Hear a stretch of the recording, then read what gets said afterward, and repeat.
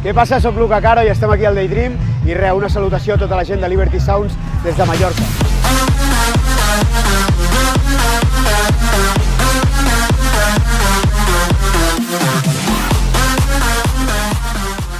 Com has vist el públic del Daydream?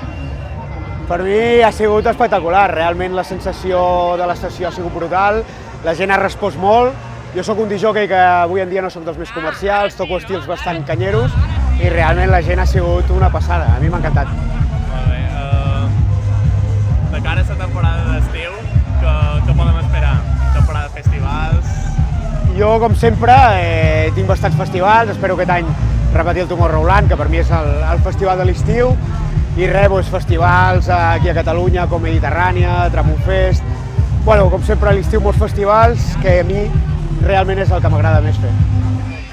I tema música, podem esperar música nova de Luca Caro?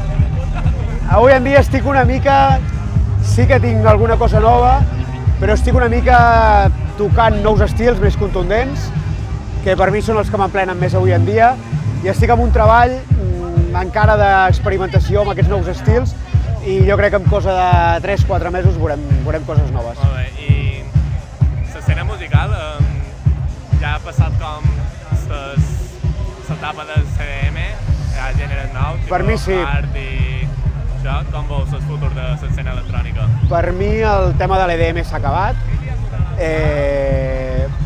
per mi no té més recorregut, i avui en dia hi ha una diferenciació entre el que és el trap, reggaeton i els estils més contundents. Jo m'havia de situar en un dels dos llocs, jo soc d'estils contundents de tota la vida i m'he situat en la banda del hardstyle, hardcore, hardtech, i una mica estic treballant amb això, perquè realment el tema de l'EDM per mi avui en dia està bastant mort.